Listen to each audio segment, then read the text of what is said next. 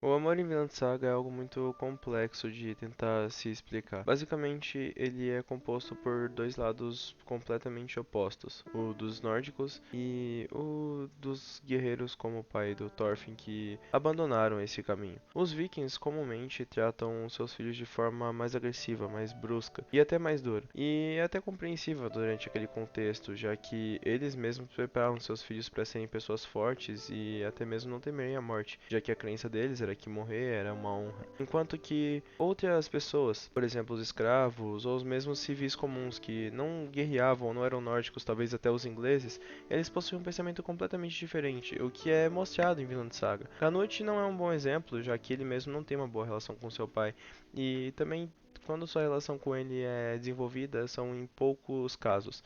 Mas o foco aqui é mostrar a diferença entre a Cordélia e entre o Thorfinn, dois personagens que nasceram do mesmo lado, sendo ambos nórdicos, mas como a criação deles com pais deles fizeram eles serem pessoas completamente diferentes. O Thorfinn, por ignorância, acabou continuando sendo um guerreiro ruim e etc, mesmo o pai dele pregando o oposto, mas não é algo que dá pra se julgar, afinal de contas, o pai dele morreu na frente dele, então isso com certeza influenciou em quem ele se tornou e quem ele é atualmente, depois que ele relembra de tudo que o pai dele ensinou pra ele. Mas indo primeiramente pelo lado ruim da coisa, temos a Cordélia, que nasceu como um garoto, mas teve que ser escondida como uma garota para que seu pai, o Torquel, não soubesse da sua existência, já que se soubesse, ele iria imediatamente o levar para o campo de batalha e ali mesmo, com talvez seus 4 anos de idade, seria apresentado a um cenário horrível, brutal e sangrento.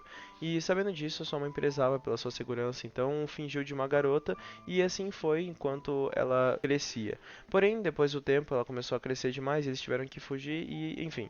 Não vou ficar dando tanto spoiler do mangá também, até porque nem todo mundo aqui viu o mangá, só o anime, né? Mas enfim, o ponto é, Torquel tratava ela como uma garota por ser frágil e fraca, mas se soubesse que era um garoto, provavelmente trataria de uma forma completamente oposta, mais dura e brusca, o que implica diretamente no ensino de como os filhos eram com os pais e na falta naturalmente de amor que eles tinham. Tratavam as mulheres muitas vezes como só algo reprodutivo, eles não tratavam elas de fato com amor. Por exemplo, é visto antes mesmo do Thor se tornar de fato um homem que não lutava mais, ele, quando fazia parte dos Jons Vikings, ainda assim tratou muito mal a sua mulher, principalmente ao ver que ela deu à luz a uma garota. E ele mesmo diz ali em um trecho do anime, e eu acredito também que no mangá, sobre como ele não queria que fosse uma garota, ele não aceitava essa ideia e não queria que fosse. Ele, na verdade, queria que ela mudasse isso, mesmo ela não tendo nem culpa ou mesmo como mudar algo que é geneticamente impossível ser mudado. Se você nasce de uma forma, você nasceu daquela forma, não é possível alterar de forma alguma. Então, ainda assim, eles tratavam elas de forma muito ruim, muito severa e também de forma muito brusca. Mas isso é por conta da falta de empatia, de perceber o quão exaustivo e difícil é ter um filho, a gestação inteira, 9 meses para poder criar e dar luz e, enfim, depois disso ainda vai ter que cuidar. Então, elas sofriam bastante. Ambos os lados sofrem, não é como se alguém sofresse mais que o outro. As mulheres tinham que cuidar das casas, proteger quando seus maridos não estavam e tinham um alto risco de morrer sim em alguma invasão, enquanto que os homens também tinham esse mesmo risco dentro das invasões, só que eles estavam no lado oposto, já que eles não eram os ameaçados, eles eram os que ameaçavam e podiam morrer a qualquer momento.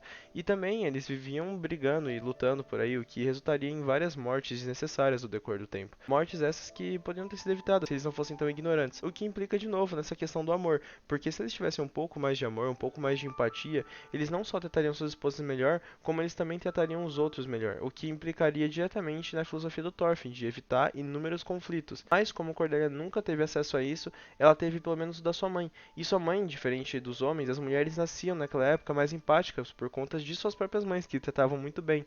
E por conta disso, Cordelia sabia muito bem como tratar o Thorfinn e todos os outros de forma muito mais gentil, não era alguém brusco ou ruim, como por exemplo o Torquel, que só pensa em lutar. E já o Thorfinn cresceu com o seu pai ali. E o seu pai não era alguém brusco que tratava ele de forma ignorante. Ele na verdade fazia o oposto, ele ensinava o seu filho sobre o que era errado naquele mundo, como o mundo era de fato, como ele era difícil, mas ainda assim ensinava bondade a ele, como continuar seguindo o caminho de paz e como, mesmo apesar de possuírem pessoas que não gostam de você, saber lidar com essas pessoas da melhor forma possível, sem necessariamente ter que recorrer à violência. Então é uma coisa a se pensar, dois caminhos opostos que fazem pessoas se tornarem pessoas diferentes. Nós constantemente somos influenciados pelo exterior, pelas pessoas que estão sempre ao nosso redor falando com a gente, e as opiniões delas que não afetam muitas das vezes o nosso pensamento também.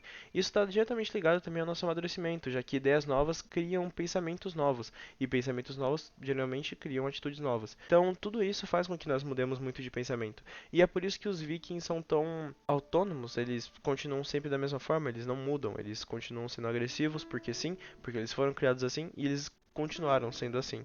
Enquanto que o lado oposto, por exemplo, do Thorfinn e muitos ingleses também preservavam mais a paz e viam as batalhas e guerras como algo desnecessário. E isso é uma coisa muito legal de se pensar, já que o amor pode ser introduzido de muitas formas. Não como se os vikings tratassem o amor de forma ruim.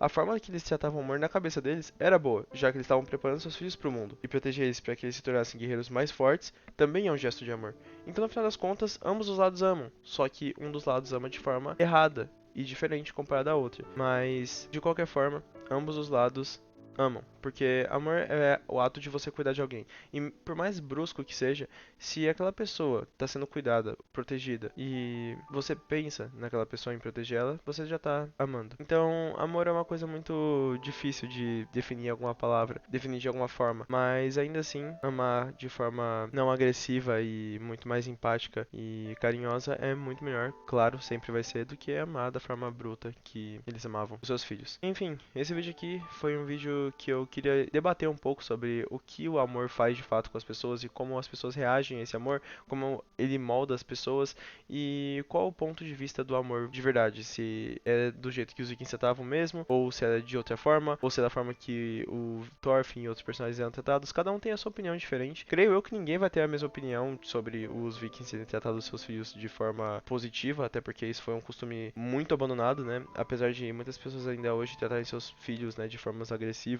e que eles não devem chorar nunca porque isso é representar fraqueza, o que é completamente errado, já que chorar não demonstra absolutamente nada a não ser sentimentos, e sentimentos não são fraqueza, porque as pessoas comumente achavam que por mulheres chorarem elas eram mais fracas por isso, e na verdade, se você for levar por essa lógica, elas são muito mais fortes por conseguirem demonstrar os sentimentos delas, ao invés de esconder tudo pra elas mesmas e acabarem, no final das contas, se afundando dentro de si mesmas, dentro da profundeza e gigante escuridão da depressão. Então, mais vale soltar seus sentimentos e se sentir melhor do que ficar depressiva, triste ou até doente por guardar tantos sentimentos que te fazem tão mal e não compartilhar com ninguém. E compartilhar com alguém que esteja disposto de verdade a te ajudar, te ouvir e te aconselhar é verdadeiramente o amor, porque ela tem empatia por você, quer te ajudar, cuidar e amar você. Enfim, eu acho que é isso por esse vídeo. Deixe nos comentários o que você acha sobre a sua opinião desse vídeo, se você realmente concorda com algum desses pensamentos, o que você acha sobre o amor, como ele é importante, como ele impacta na vida das pessoas. Eu gosto muito de fazer vídeos de Vinland Saga, então eu decidi fazer esse vídeo aqui pra falar um pouco mais sobre Vinland Saga, tanto que eu puder falar aqui no canal, eu vou estar aproveitando, porque realmente é um dos meus animes favoritos, das minhas obras, né, mangás, enfim, favoritos. E eu gosto bastante de debater sobre cada uma dessas coisas que tem na obra e como que o Yukimura consegue fazer de forma incrível, muitos detalhes sutis assim em Vinland Saga. Se você também tem alguma ideia sobre algum debate, alguma pergunta, alguma crítica sobre alguma parte de Vinland Saga, algo que seja legal também falar em vídeo, deixa nos comentários. E é isso pra esse vídeo. A gente se vê no próximo, beleza? Beijão, até o próximo vídeo, gente. Tchau, tchau. Ah, e não esqueçam de beber água e agitar a postura, beleza? É isso, tchau, tchau. Macross.